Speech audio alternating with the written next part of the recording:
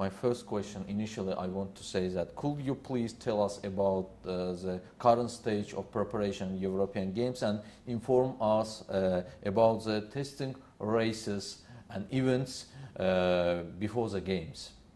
Well, preparations are going very well. We're at a very exciting stage now as we get closer and closer to the Games.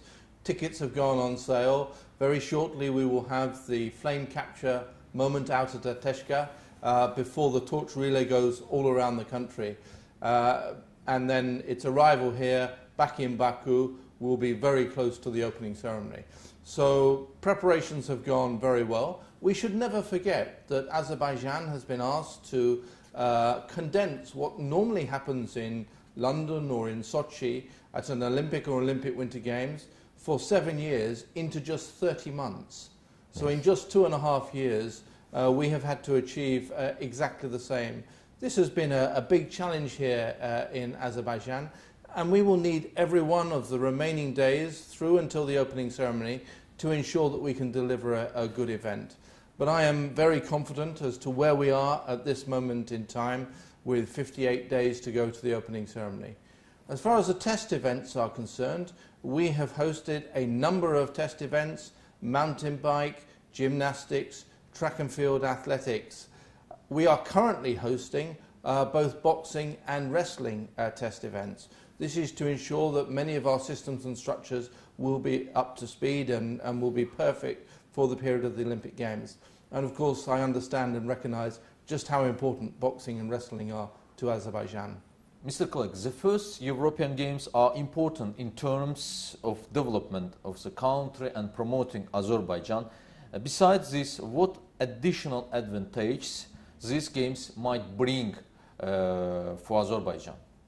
Well, I think the first thing is that, as we have seen, there have been some new facilities that have been constructed for the Games. Much needed facilities that were much needed here in your capital city of Baku.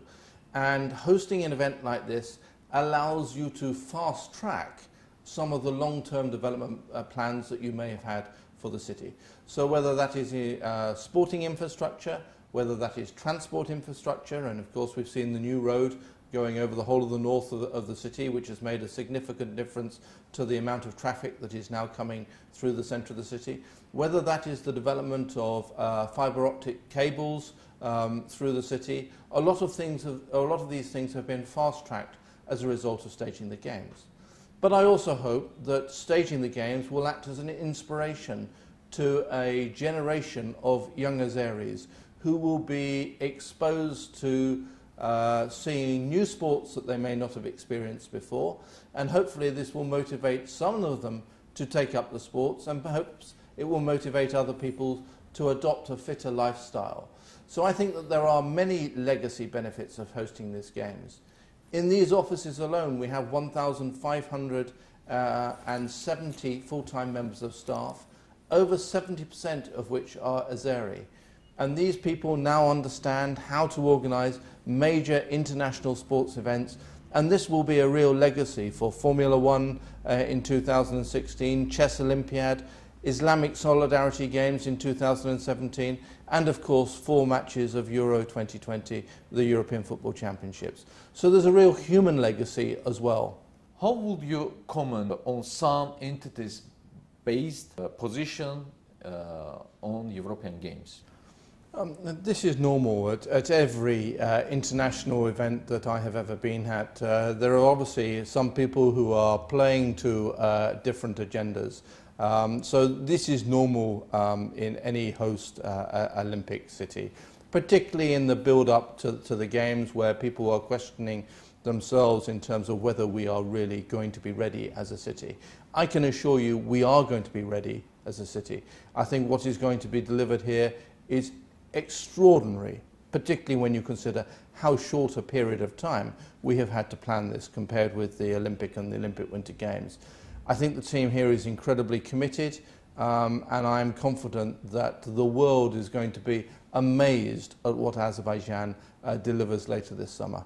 At last, there is already a countdown for the first European Games. It means that about 2 months left for the games, and everyone's eyes will be on Azerbaijan. What would you like to give a message for those teams and officials as well as guests that will come to Baku?